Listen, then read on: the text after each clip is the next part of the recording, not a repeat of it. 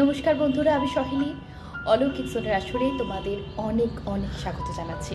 বন্ধুরা, আজ আমরা 400তম পর্বে এসে হাজির হয়েছি। সম্ভব হতো না তোমাদের সাহায্য ছাড়া। তোমাদের ভালোবাসা, বড়দের আশীর্বাদ এভাবেই তোমরা সঙ্গে থেকো এবং অলৌকিক জোনের আগামী দিনগুলো আরও ভালো হোক এই কামনা করছি। Thank you.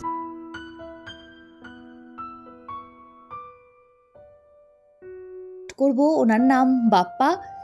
বাপ্পা ওনার দাদুর জীবনের একটা ঘটনা পাঠিয়েছে। দাদু যখন ছেলেবেলায় একদম ছোট ছিল সেই সময়কার একটা ঘটনা পাঠিয়েছে। আশা করছি ঘটনাটা তোমাদের ভালো লাগবে এবং দাদুর জীবনের এই ঘটনাটা দাদুর মুখে তো কিছুটা শুনেছে, তবে বেশিরভাগটা শুনেছে ওর ছোটদাদুর মুখে। ছোটদাদু এখনো বেঁচে আছেন, সুস্থ আছেন এবং ছোটদাদু যেভাবে ঘটনাটা ওকে বলেছেন, ও দাদুর ডাক নাম ছিল অংশু। অংশু সম্বোধন করেই ছোটদাদু ঘটনাটা বলেছেন। ছোটদাদু আর ওর দাদুর খুব কম বয়সের ডিফারেন্স ছিল এবং ওনারা দুজনকে নিজেদের নামই সম্বোধন করতো, দাদা বা ভাই বলে না। তো সেই জন্য নাম ধরে ডাকতো, সেভাবেই সম্বোধন করেতো এবং ঘটনাটা সেভাবে পাঠিয়েছে। বলছে অনেক বছর আগের কথা, প্রায় 60 বছর আগে। অংশুর তখন 14 বছর বয়স। সেই সময় বিশ্বকর্মা পুজোর দিনের ঘটনাটা ঘটেছিল। আজ অংশু সেটা ভুলতে পারে না, আর ভুলবেই বা কি করে। ঘটনাটা এখনো তার মনে ছাপ রেখে গেছে। ঘটনাটা মনে পড়লে এখনো তার গা শিউরে ওঠে। একা পথ চললে মনে হয় যেন কি একটা হচ্ছে। তখন তালতলায় থাকতো অংশুরা। দিলীপদের বাড়ি অংশু ঘুড়ি ওড়াতে যায় প্রতিবার। এইবার কিন্তু অংশুর মা যেতে দিচ্ছে না। একসাথে ঘুড়ি ওড়াবার আনন্দটাই আলাদা। আর দিলীপদের মস্ত উঁচু আলছে দেওয়া ছাদ। দিলীপের দাদাও খুব ভালোবাসতেন ঘুড়ি ওড়াতে। এখন চাকরি পেয়ে আর তত সময় পান না। আগে রীতিমতো প্রতিযোগিতায় নাম দিতেন, কিন্তু দিলীপের দাদা প্রদীপদার দুর্দান্ত মাঞ্জা তৈরি করতেন। সেই মাঞ্জার সাথে কারোরই মাঞ্জা টিকতে পারে না। আর অংশুর ঘুড়ি ওড়াবার হাত চমৎকার, মাস্টারপিস বলেন প্রদীপদা। কাজেই ওনাদের বাড়ির ছাদে ঘুড়ি ওড়ানোটা দারুণ জমে যেত। এখনো অবধি খুবই কম কাটে তার ঘুড়ি। ঘুড়ির লড়াইয়ে এ পাড়ায় সে ফার্স্ট। বিশ্বকর্মা পুজোয় অংশু যে কত ঘুড়ি কাটে তা গুণে শেষ করা যাবে না। রীতিমতো ভয় করে অন্য কেউ ঘুড়ি ওড়ানে। অংশুর ঘুড়ি আকাশে উঠলে অন্য সবাই আস্তে আস্তে ঘুড়ি সরিয়ে নেয়, যেন রাজাকে পথ ছেড়ে দিচ্ছে সবাই। কিন্তু মা কিছুতেই যেতে দেবে না, কারণ অবশ্য খুবই গুরুত্বপূর্ণ। তাদের এলাকাটা বরাবরই খুব অশান্ত, খুব গন্ডগোল, মারামারি, দাঙ্গা লেগেই থাকে। কিছু সমাজ বিরোধীরা এখানে প্রায় আড্ডা গেড়ে বসেছে, তারই জেরে এটা চলে। এর মধ্যে আফতাব বলে এক কাবুলিওয়ালার সাথে পাড়ার হাব্বি বলে একটা গুন্ডার খুব ঝামেলা চলছে। কাবুলিওয়ালা আফতাব টাকা ধার দিত, আর হাব্বিও স্থানীয় লোকদের টাকা ধার দিত। এই নিয়ে খুব গন্ডগোল। অংশু আর দিলীপ আফতাবকে ভালো চিনত। ছোটবেলায় তাকে আসতে দেখলেই ওরে বাবারে কাবুলিওয়ালা আসছে, ধরে নিয়ে যাবে বলে দৌড়ে দৌড়ে পালাতো। লোকটা হা হা করে হেসে উঠত, বলতো, হা বদমাস লড়কা, দেখলেই ধরে নিয়ে যায়। একটু বড় হলে তারা আর কাবুলিওয়ালা দেখে পালাতো না। তাদের পাড়ার অনেকেই কাবুলিওয়ালা থেকে হিং সুরমা কিনত। দিলীপের মাও হিং কিনতেন। কাবুলিওয়ালা আর অংশু তখন উভয়কে দেখেই মজার হাসি হাসত। বিশ্বকর্মা পুজোর কদিন আগে প্রদীপদা বলল, এই রবিবার ঘুড়ির সুতোয় মাঞ্জা দিয়ে দেব, এমন মাঞ্জা দেব তোদের পাশে কেউ দাঁড়াতে পারবে না। অংশু নাচতে নাচতে বাড়ি এসে বাবাকে বলল, ওর মা রাগ করলেও বাবা কিন্তু ঘুড়ি ওড়ানোকে একটু প্রশ্রয় দিত। তিনি বলতেন, ওটা আমাদের একটা রেওয়াজ বা উৎসব বলতে পারো, আমাদের একটা ঐতিহ্য। সাবধানে ওড়ালে ক্ষতি কি, ওদের বাড়ির ছাদ থেকে পড়বে এমন ভয় নেই। এক মানুষ উঁচু আলছে দেওয়া, ভয় পাবার কিছু নেই। আগের সপ্তাহে প্রচুর সুতো কিনে দিলেন, যাতে অংশু ভালো করে মাঞ্জা দিতে পারে। ওরা বাড়ি শুদ্ধ সবাই দিলীপকে খুব ভালোবাসতেন। খুব ভালো মানুষ ছিল ছেলেটা, সহজ সরল। সুতো লাটায় প্রদীপদার বাড়ি দিয়ে ফেরার সময় অন্ধকার নেমে এসেছে। ভাদরের বেলা আদরে যায়। তাছাড়া আকাশে মেঘ করেছে। শর্টকাট করার জন্য গলিতে ঢুকলো অংশু। এমন সময় পেছনে দৌড়ে আসা পায়ের শব্দে চমকে তাকালো। গলিটা এত সরু যে একজনকে ধাক্কা না দিয়ে অন্য একজন যেতে পারবে না। পেছন ফিরে তাকিয়ে চমকে গেল, আর তার বেশ একটু ভয় লাগলো। লোহার ডান্ডা নিয়ে ছুটে আসছে হাব্বি, আর হাব্বির মাঝখানে আফতাব, সেও ছুটছে প্রাণপণে। আতঙ্কে রক্ত হিম হয়ে গেল অংশুর। কি বিভৎস দেখাচ্ছে ওদের মুখ। হাব্বির চোখে হিংস্রতার আগুন, আফতাবের চোখে ভয়, আতঙ্ক, বাঁচার আকুলতা। কেমন যেন মুখ হয়েছে। হাব্বি এগিয়ে এলো, আফতাবের পা যেন কিসে আটকে জড়িয়ে পড়ে গেল। হাব্বি মোটা লোহার ডান্ডাটা আফতাবের মাথায় মারার জন্য তুলতেই মাথা সরিয়ে নিল আফতাব। মাথা সরিয়ে নিতেই কাঁধে প্রচন্ড জোরে লাগলো ডান্ডাটা আফতাবের। আর্তনাদ করে উঠল আফতাব। অংশু থরথর করে কাঁপছে, পালাতেও পারছে না। হাব্বি হিংস্র চোখে ওর দিকে তাকিয়ে আছে। অংশু ভাবলো হাব্বি তাকেও মেরে দেবে, কারণ সে দেখে ফেলেছে এই কাণ্ডটা। এই ভাবার অবসরে আফতাব ঝোলা থেকে মস্ত বড় একটা ছোঁড়া বার করে নিয়েছে। হাব্বি আবার তার মাথা লক্ষ্য করে ডান্ডা তুলতেই তার পেটে ছুরি বসিয়ে দিল আফতাব। সে দূর থেকে দেখতে লাগলো হাব্বি মাটিতে পড়লো, ছটফট করতে লাগলো। তার চোখ ঠিকরে বেরিয়ে আসছে, তার পা দুটো থপথপ করে ছুটছে। হাব্বি একটা ভয়ানক চিৎকার করে উঠল। তার চোখ দুটো বারবার আফতাবকে দেখতে লাগলো, অংশুকে, যেন আফতাব দেখিয়ে কি ইশারা করছে। অংশু কাঁপতে কাঁপতে বসে পড়েছিল। আফতাব তার দিকে তাকালো। হাতের ছোঁড়াটা মুছে ফেলে দিল আফতাব। তারপর হাত জোর করে নিষেধের ভঙ্গিতে মাথা নাড়ল। ঠোঁটে আঙুল দিয়ে পরিষ্কার বুঝিয়ে দিল, কাউকে কিছু বলো না, মানে আফতাব তাকে খুন করবে না। সে কাঁপতে কাঁপতে বাড়ির দিকে দৌড়ে, আর ঘরে ঢোকার আগে চৌকাঠের কাছে অজ্ঞান হয়ে গেল। ভয়ঙ্কর ভয় পেয়েছিল সে। আফতাবের কথা বা হাব্বির কথা বাড়িতে না বলে রেখে ঢেকে বলেছিল, গলিতে আসার সময় দুটো লোকের মারামারি দেখেছে, একজন বোধহয় খুন হয়েছে। তার চিৎকার শুনেছে, তাই ভয়ে অজ্ঞান হয়ে গেছিল। পরের দিন সবই জানাজানি হয়েছে। এমন ঘটনা নিত্য নৈমিত্তিক এখানে। আফতাবকে পুলিশ খুঁজে পায়নি, কোনো সাক্ষীও পায়নি। সবাই জানতো ওদের শত্রুতার কথা। অংশ বাবা মাকে আফতাবের কথা বলেনি। আফতাবকে মারতে এসেছিল হাব্বি। হাব্বি মারতে কিন্তু যায়নি আফতাব। হাব্বি তাকে মেরে ফেলতে পারেনি। কিন্তু আফতাবের দেখতে গেলে কোনো দোষ নেই। অংশু যদি কোনো কথা না বলে তাহলে কারোরই কিছু আসে যায় না। হাব্বি সাংঘাতিক অত্যাচার চালাতো পাড়ার নিরীহ দোকানদারদের ওপর। কাজেই ভয়ে আতঙ্কে বুদ্ধি করে অংশু কিছুই বলল না। পুলিশকে জড়াবে। কিন্তু পরের দিন থেকে সে রাতে ঘুমোলেই হাব্বিকে স্বপ্নে দেখত, যেন আঙুল তুলে বলছে আফতাবকে ধরিয়ে দিতে। হাব্বির ভয়ঙ্কর লাল চোখ, ক্রূর দৃষ্টি তাকিয়ে থাকা দেখে ঘুমন্ত অংশু কেঁপে কেঁপে উঠত। এভাবে দুদিনের দিন জ্বর এসে গেল।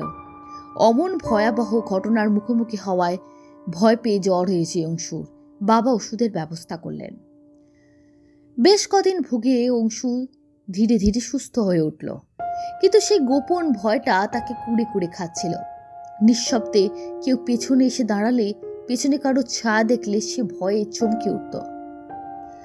ব্যাপারটা খেয়াল করেছিলেন অংশুর মা।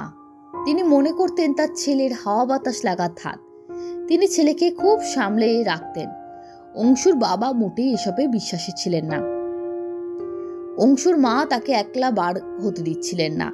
বাবার সাথে স্কুলে যেত, আর এক বন্ধুর দাদার সাথে স্কুল থেকে ফিরত। আস্তে আস্তে ভয়টা কমছিল।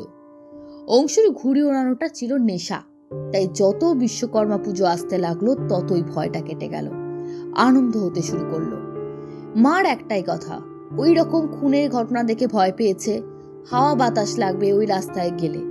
দিলীপদের বাড়ি এখানে থেকে একটু দূর, ওদের বাড়ি যাওয়া যাবে না। তাদের প্রায় ছাদটা ন্যাড়া বলা যায়। এই বছর ঘুড়ি ওড়ানো বন্ধ। সদ্য ভুগে উঠেছে, শরীর দুর্বল, কোনো দরকার নেই এসবের। অংশু কান্নাকাটি শুরু করলো। তাকে কথা দেওয়া হলো অংশুকে পুজোর সময় সাইকেল দেওয়া হবে। বাবা মা এই বলে অংশুকে আটকালেন। খুব মন খারাপ নিয়েও ঝকঝকে একটা নতুন সাইকেলের লোভে অংশু ক্ষতিটা মেনে নিল। কিন্তু তার নেশারু মন আকাশের ঘুড়ির দিকে পড়ে থাকতো। বহু বিভিন্ন ভাষাভাষী অনেক মানুষ নিয়ে তাদের এই ভাড়া বাড়ি। ছোট ছোট দুটো করে ঘর নিয়ে থাকতো এক একটি পরিবার। ছাদটায় খুব অল্প পাঁচিলের মতো। সেখানে ভাগাভাগি করে সবাই জামা কাপড় শুকোতে দেয়, শীতে আর গরমে। এই ভাদ্রের বৃষ্টিতে নিচের লোকেরা বেশি আসে না ছাদে। আচমকা বৃষ্টিতে সিঁড়ি ভেঙে জামা তুলতে আসায় অসুবিধা। অংশু একাই ছাদে আসতো, উড়ন্ত ঘুড়ির দিকে তাকিয়ে বসে থাকতো। ওর মা প্রথম প্রথম বাধা দিতেন, তারপর ছেলের ম্লান বুকটা দেখে খারাপ লাগতো। ভাবতেন ঘুড়ি তো আর তার হাতে নেই যে ওড়াতে পারবে, যদি বসে দেখে শান্তি পায় তাও দেখো। কিন্তু অসুখ থেকে উঠেছে, ভর দুপুরে ছাদে যেতে দিতেন না। ওই বিকেল 4টে-5টা নাগাদ একটু খোলা হাওয়ায় যেত। তখন কিন্তু খুব ঘুড়ি উঠতো আকাশে। শেষ বেলা রোদ কমে আসায় মরিয়া হয়ে সবাই ঘুড়ি ওড়াচ্ছে। অংশু আনন্দে আত্মহারা, আর একই সাথে না ঘুড়ি ওড়াতে পারার দুঃখে একটা টানা পড়ে নে মনের অদ্ভুত অবস্থা। রোজই ঘুড়ি ওড়ানো দেখতে দেখতে বেলা শেষ হয়ে গেল। আবার মায়ের ডাকে নিচে নেমে আসতো। এমনই সেদিন ও ছাদের উপরে বসে আছে। মা বিকেলে চা তৈরি করছেন। ছাদের এই প্রান্ত থেকে ও প্রান্ত ঘুরে ঘুরে ঘুড়িগুলোর অবস্থা লক্ষ্য করছে। এমন সময় খেয়াল করলো তার পেছনে কি যেন একটা এসে বসে পড়ল। অবাক হয়ে দেখলো একটা মস্ত ঘুড়ি, লাল টকটক করছে। ঘুড়িটা ভিজে বলে মনে হচ্ছে। তারপর দেখলো না, রংটা এরকম রক্তের মতো, অদ্ভুত ডিজাইন, চৌরঙ্গি, পেটটা কাটা, মুখ পোড়া, শতরঞ্জি চাঁদিয়াল না। লাল ঘুড়িটার দুটো কালো চোখ। অংশ অবাক হলো। সারা আকাশেই সে খেয়াল রাখছে, এমন একটা ঘুড়ি তো দেখতে পায়নি। কাটা ঘুড়ি তো দেখতে পাওয়ারই কথা। প্রচুর সুতোর সাথে অনেকটা দূর থেকে কেটে এসেছে বোধহয়। একটা দূরদমনীয় লোভ পেয়ে বসলো অংশুকে। সে ভাবলো এতটা সুতো নিয়ে ঘুড়িটা শেষ বেলায় হাতে এসেছে, একবার টান দিয়ে আকাশে ওড়ালে ক্ষতি কি? সে তো আর বাড়ি থেকে বার হচ্ছে না, আর মাও জানতে পারছে না। এখনো বেশ কিছু ঘুড়ি আকাশে উঠছে। এত সুন্দর ঘুড়িটা সে ফেলতে পারবে না, হাতে পেয়ে ছেড়ে দিতে পারবে না। এখন রোদ নেই, অসুখের ভয় নেই। সে ছাদের এক কোণে পড়ে থাকা একটা তোবড়ানো বড় পাউডার কৌটোর গায়ে জড়িয়ে নিল সুতোটা। তারপর আকাশে উড়িয়ে দিল ঘুড়িটা। সে খুব ভালো ঘুড়ি ওড়ায়, কিন্তু ঘুড়িটা ছেড়ে দিয়েই তার মনে হলো ঘুড়িটা সে ওড়াচ্ছে না, ঘুড়িটা আপনি হতেই উঠছে। এমন অনুভব তার আগে কখনো হয়নি। হঠাৎ মনে হলো ঘুড়িটা সাঁই সাঁই করে উড়ে যাচ্ছে আকাশে। ভীষণ টান লাগছে তাকে যেন টানছে ঘুড়িটা প্রবল বেগে। একই কাণ্ড। সে ঘুড়িটার দিকে তাকালো আর চমকে উঠল। লাল ঘুড়িটার কালো চোখে অমন লাল মনির বিন্দু ছিল। এ যে একদম হাব্বির চোখ। আতঙ্কে শিউরে উঠল অংশু। ঘুড়ির টানে সে ক্রমশ আলসের দিকে এগিয়ে যাচ্ছে। ওটা ঘুড়ি না, হাব্বি। ভয়ে সে ওমা বলে চিৎকার করে উঠল। নিচে কোথাও শাঁখ বেজে উঠল। এলাকাময় যেন ছড়িয়ে পড়ল। নিজেকে টেনে রাখতে পারছে না, পড়েই যাবে সে। এমন সময় ছাদের দরজা খুলে মা প্রদীপ হাতে উঠে এসেছে। আলসের মতো ছোট চাপানে শেষ সীমায় অংশু তখন ঠেকে গিয়েছে। পা দুটো শূন্যে উঠে যাচ্ছে। অংশুর মা প্রদীপ রেখে দুহাতে ছুটে গিয়ে ছেলেকে জড়িয়ে ধরলেন। অংশু অংশু করে ঠং করে নিচে কি একটা পড়ে যাওয়ার শব্দ হলো। অংশু তখন কাঁপছে। মার মুখের মধ্যে দেখলো সে একটা অন্ধকার। প্রায় অন্ধকারে ঘুড়িটা আকাশে হারিয়ে গেল। মাকে সমস্ত কথা একবার খুলে বলেছিল অংশু। মা ভয় আতঙ্কে বলেছিলেন সবই মনের বিকার। বাবা বলেছিলেন, মা সব কথা বাবাকে বলেছিলেন। তারপর বাবা এমন কথা বলেন। এমন ভয়ানক একটা দৃশ্য দেখার পরে যে মনে কি চাপ পড়ে সে না যে দেখবে সে বুঝতে পারবে না। মানুষ ভয়ে আতঙ্কে পাগল হয়ে যায়। দূরে কোথাও থেকে কেটে এসে পড়েছিল ঘুড়িটা। অংশুর শরীরটা এত দুর্বল হয়ে গেছে যে বাতাসের ধাক্কায় প্রায় উড়ে যাচ্ছিল। এছাড়া বরাবরই দিলীপদের ঘেরা ছাদে ঘুড়ি ওড়ায়, এমন খোলা ছাদে সে কখনো ঘুড়ি ওড়ায়নি, তাই হয়তো পড়ে যাচ্ছিল। সেটাই বিশ্বাস করার চেষ্টা করছিল অংশু, তবুও ভয়টা যাচ্ছিল না। অবশ্য বাবা মাকে কথাটা বলতে পেরে অনেকটা স্বস্তি লাগছিল। ভয় যেন অনেকটা কমে গেছে। বাবা ভিতর থেকে খবর এনেছেন আফতাব এ দেশ ছেড়ে চলে গেছে।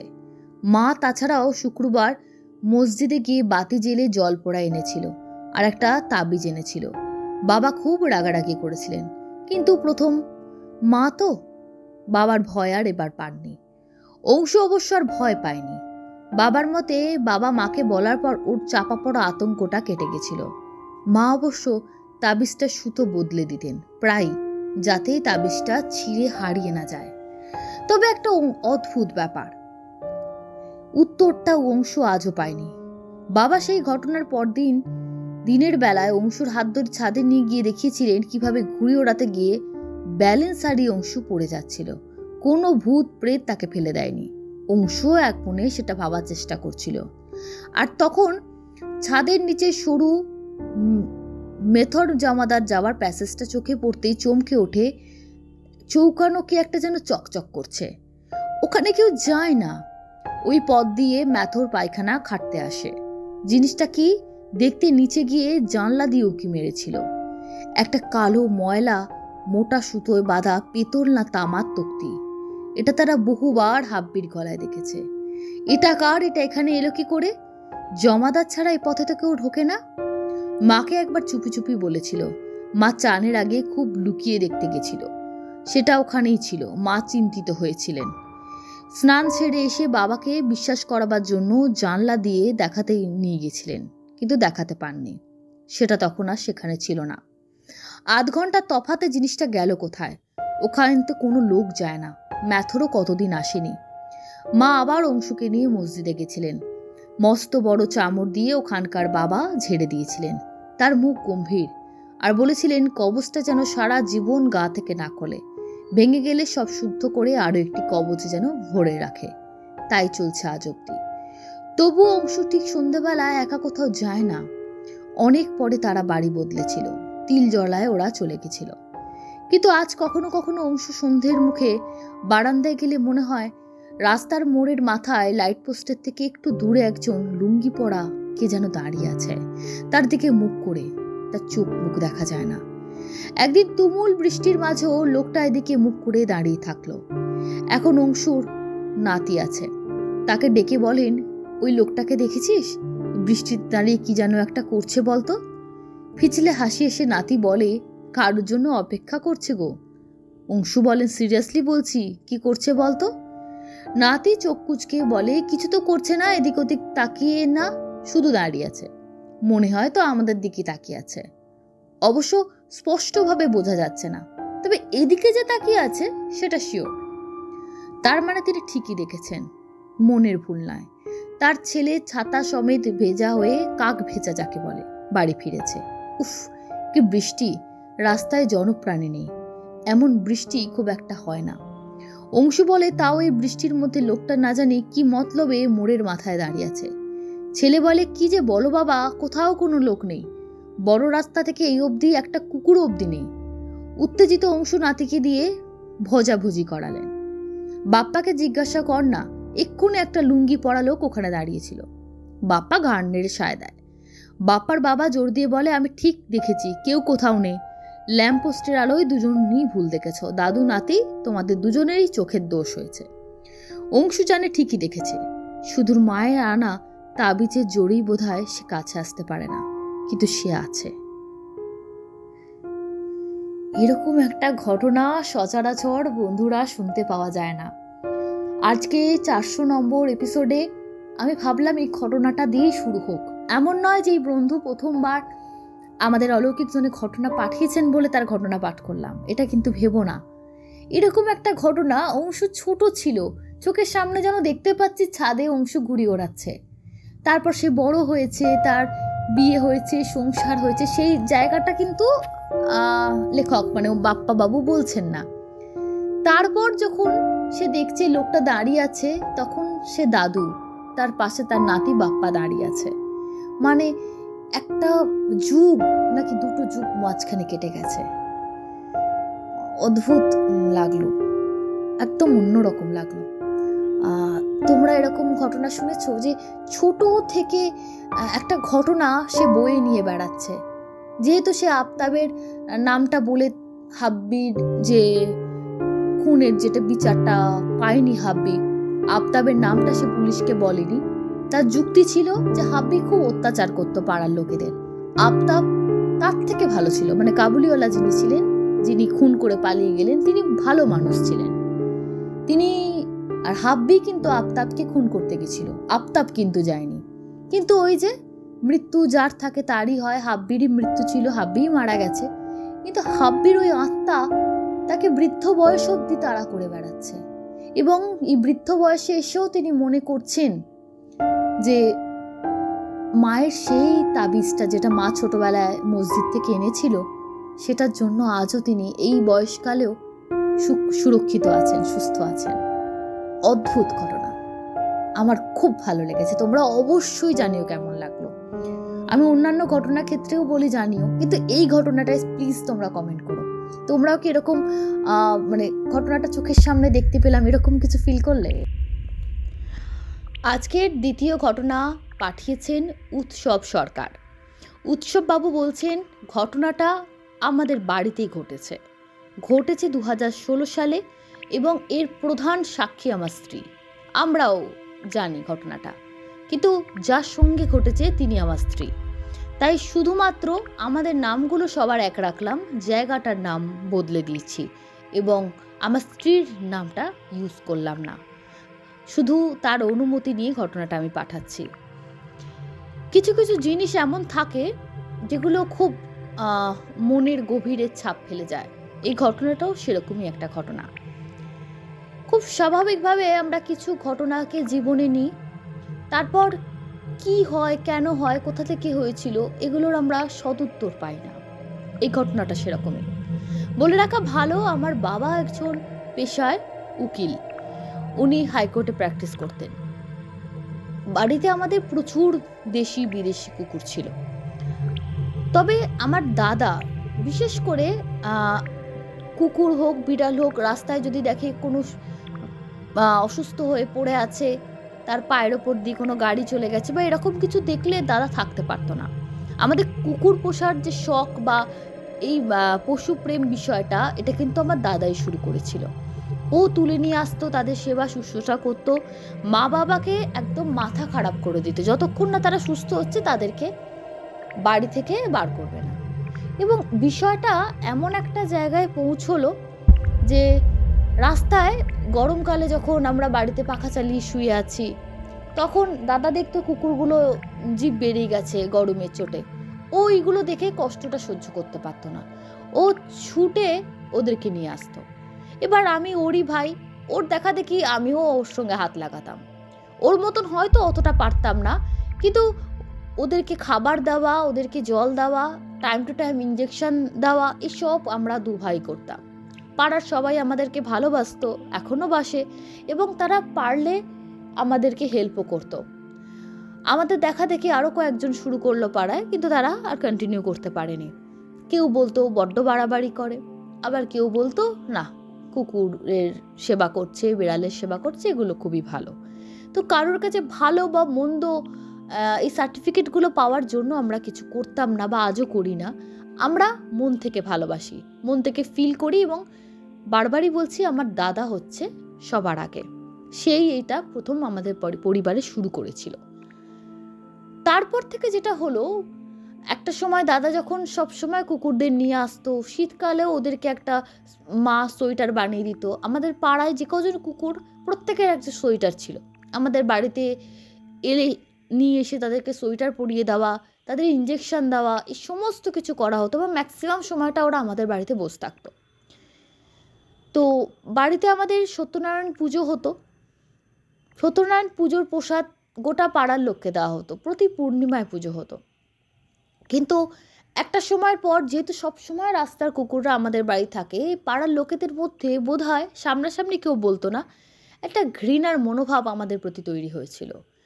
এবং কিছু সূত্রে আমার মায়ের কানে আসতো যে বাড়ি যারা কাজ করতেন তারা বলতেন, এই বাড়িগুলোতে না প্রসাদ আর দিও না বৌদি, কারণ ওরা না প্রসাদগুলো খায় না।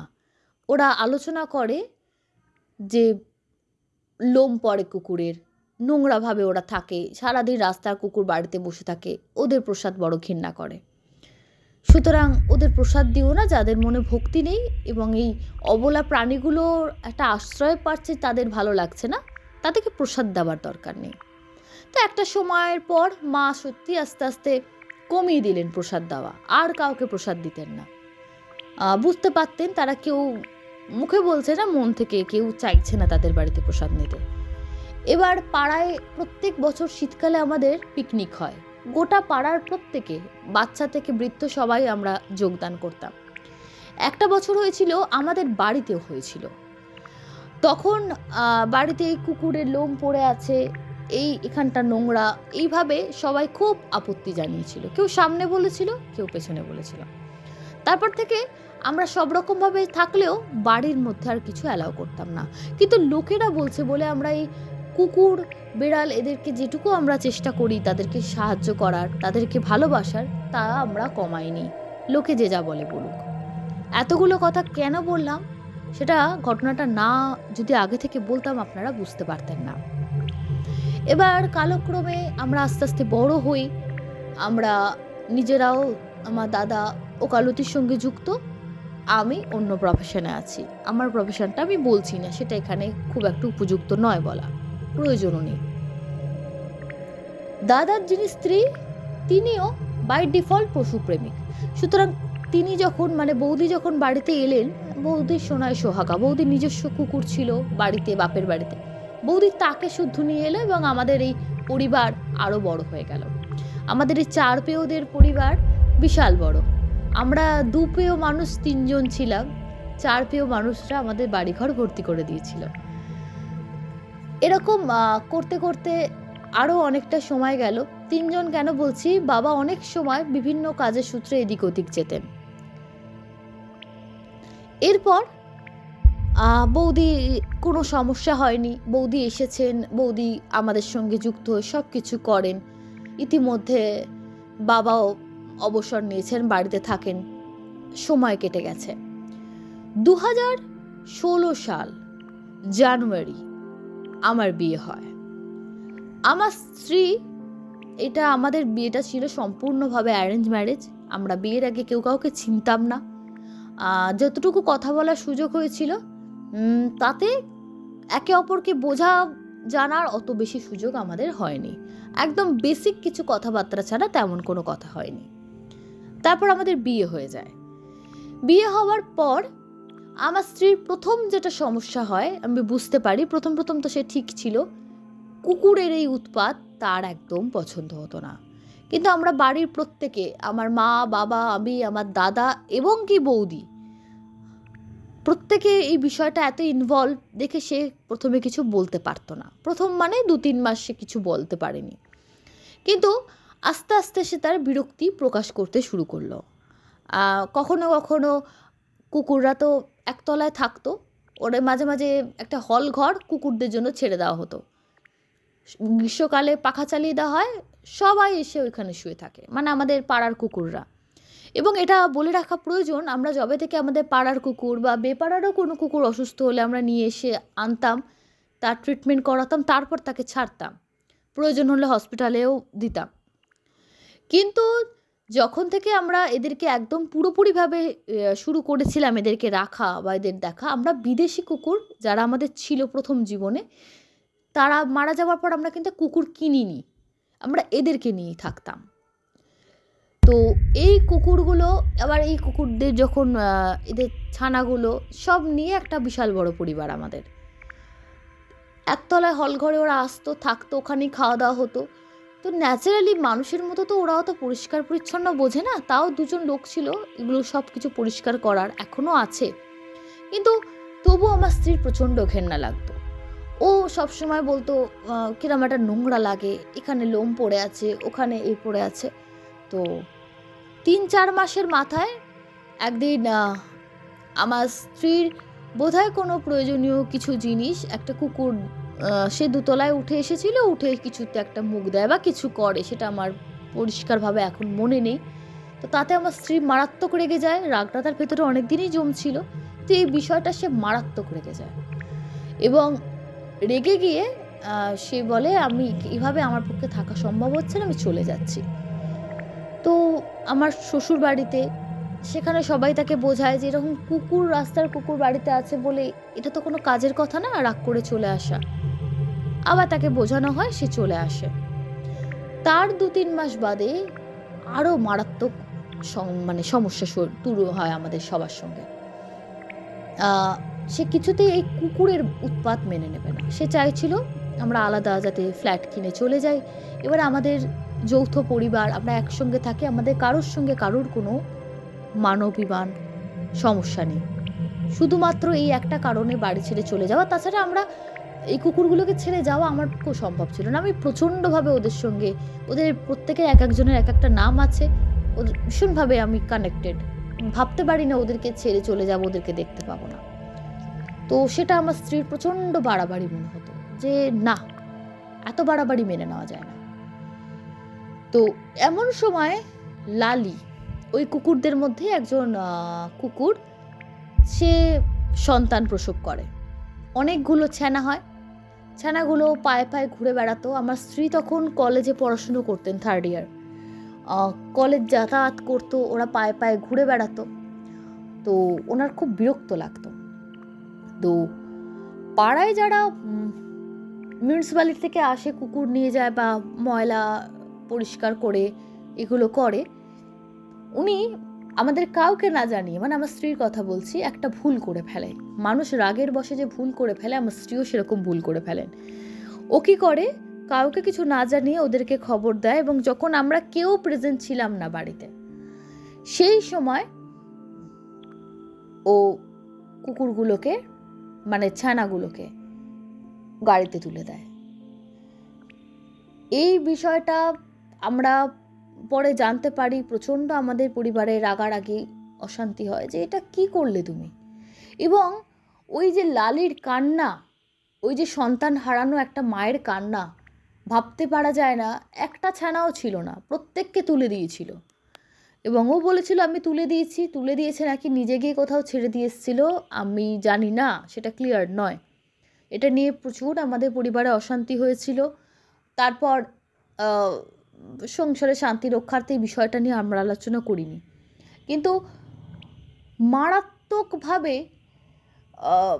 মানে বলা যাবে না কি মর্মান্তিকভাবে লালি কাঁদতো।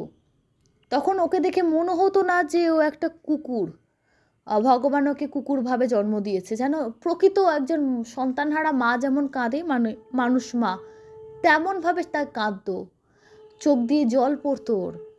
এবং লালি তারপরে শুধু এই সন্তান চলে যাওয়ার জন্য কিনা জানি না, হয়তো নয় সায়েন্টিফিক্যালি, কিন্তু লালির পায়ে ঘা হয় এবং সেই ঘায়ের আমরা প্রচুর চেষ্টা করি।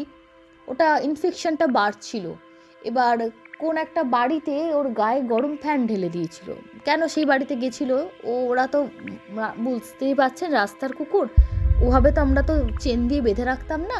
ওটা সারাদিন এদিক ওদিক ঘুরে আমাদের বাড়িতে একতলায় এসে থাকতো। ওরা জানতো এটা আমাদের থাকার জায়গা, এখানে আমরা দিনের শেষে এখানেই আসবো। কিন্তু এমন অমানবিক, আমার স্ত্রী যেমন অমানবিক কাজ করেছিলেন, তেমন সেই ভদ্রমহিলাও, তার নামও বলবো না আমি, আমাদের পাড়ায় গায়ে গরম ফ্যান ঢেলে দিয়েছিল। একটু হয়তো মাছ বা কিছু খেতে গেছিল।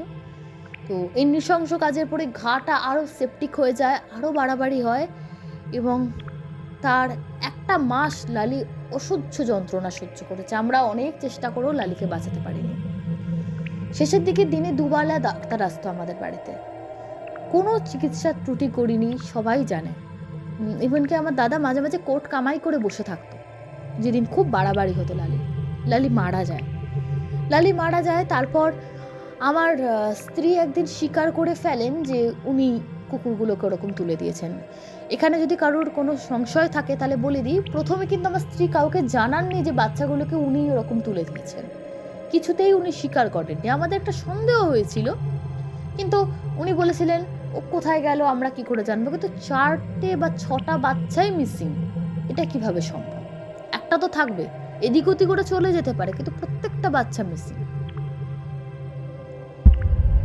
তারপর প্রায় 1 বছর কেটে যায়। এবার আস্তে আস্তে কুকুরের আশা আমাদের বাড়িতে কমে যায়। থাকতো, এখনও থাকে, তখনও থাকতো, কিন্তু আমার স্ত্রীর বিরক্তি কোনো কিছুই কম হয়নি। তার কোনো রিয়েলাইজেশনই হয়নি যে সে একটা অন্যায় করেছে। অন্যায় রিয়েলাইজেশনটা কখন হলো, যখন সে ওই একই আঘাত পেল। সে আঘাতটা সে একা পায়নি, আমরা গোটা পরিবার পেলাম। পড়াশুনো কমপ্লিট হওয়ার পর আমরা সন্তানের পরিকল্পনা করছিলাম এবং আমাদের সন্তান এসেও যায়, আমাদের কোনো সমস্যা হয় না। কিন্তু তারপর ঘুরে আসি, সেই তখনও কিছু সমস্যা ছিল না, কিন্তু একদিন রাত্রে শুয়ে আছে, সারাদিনই বলছিল শরীরটা ম্যাচ ম্যাচ করছে, গা হাত পা যন্ত্রণা করছে। অনেকে বললেন যে এই অবস্থায় ঘুরতে যাওয়াটা একদম ঠিক হয়নি, আগে থেকে অনেক আগে টিকিট কাটা ছিল বলে আমরা গেছিলাম।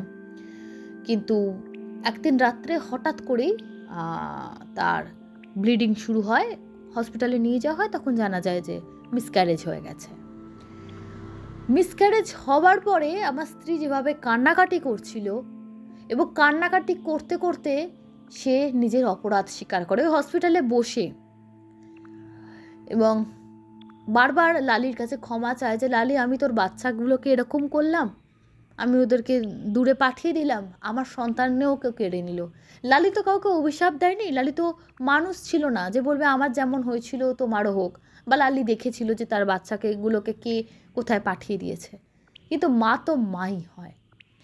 আমার স্ত্রী তার অপরাধের স্বীকার করলেন যখন তিনি তার সন্তানকে হারালেন। তো তিনি একা হারাননি, আমিও হারিয়েছি এবং আমার পরিবারও তার বংশধরকে হারিয়েছে। দুঃখের বিষয়, আমার দাদা বৌদি এবং আমরা আজ অবধি 16 সালের ঘটনা, 2016 কথা বলছি, 17 সালে আমার স্ত্রী অন্তঃসত্ত্বা হন, আজকে 2024 সালে আমাদের পরিবারে কিন্তু একটাও শিশু সন্তান নেই, না আমার দাদার ঘরে না আমার। দাদার কোনো দোষ নেই, দাদার বৌদি চিরকাল ওদেরকে ভালোবেসেছেন, আজও বাসেন। তো এখন আমাদের যারা চারপেয়গুলো আছে তাদের মধ্যে একজন ছোট ছোট বাচ্চা দিয়েছে, সেই বাচ্চাগুলো নিয়ে আমার স্ত্রী খুব খেলা করে থাকে। শুধু বলি যে মনে পড়ে কি অন্যায়টা করেছিলে, চুপ করে থাকে, কোনো উত্তর দেয় না। বলে হ্যাঁ বুঝতে পেরেছি, ভুল করেছি, বারবার কেন খোঁটা দাও, কষ্ট পাই, বলছি ভুল করেছি। এত ওরা পায়ে পায়ে করতো, এত জিনিসপত্রে মুখ দিত, বিরক্ত লাগতো, বিরক্তির বশে করেছি। যত না ওই ছোট্ট ছোট্ট পুচকেগুলোকে বিরক্ত লাগতো, ওই বড় কুকুরগুলো ঘুরে বেড়াতো, ওদের লোম পড়তো, ঘেন্না লাগতো, আমার বিরক্তির থেকে ঘেন্না লাগতো। তো তোমাদের বলতাম, তোমরা শুনতে না, আমিও দেখতাম আমার উপায় নেই, আমাকে এর মধ্যেই থাকতে হবে, আলাদা কোথাও যেতে পারবো না, তার বশে করে ফেলেছি। তবে অন্যায় করেছে, তিনি স্বীকার করেন। তো আমি বিভিন্ন যারা স্বেচ্ছাসেবী সংস্থা কুকুর বিড়াল নিয়ে কাজ করেন, আমি সংস্থাগুলোর নামও বলছি না, আমি কোনো প্রমোশনও চাইছি না দিদি, আমি তাদের সঙ্গে যুক্ত আছি, আমরা পুরো পরিবার এই সমস্ত সংস্থার সঙ্গে আমরা যুক্ত আছি। তবে বলবো, যারা এরকম অমানসিক কাজ করেন, যে গরম কিছু ফেলে দেওয়া বা বাচ্চাগুলোকে নিয়ে লরিতে তুলে দেওয়া, এরকম প্রত্যেক জায়গায় হয়, এরকম রিপোর্ট আসে, প্লিজ এগুলো করবেন না। ওদেরও সন্তান, আপনি যদি কারোর সঙ্গে খারাপ করেন, সে মানুষ হোক বা পশু, কর্মফল আপনাকে ভুগতে হবে। কর্মা আছে, সেটা কাউকে ছাড় দেয় না।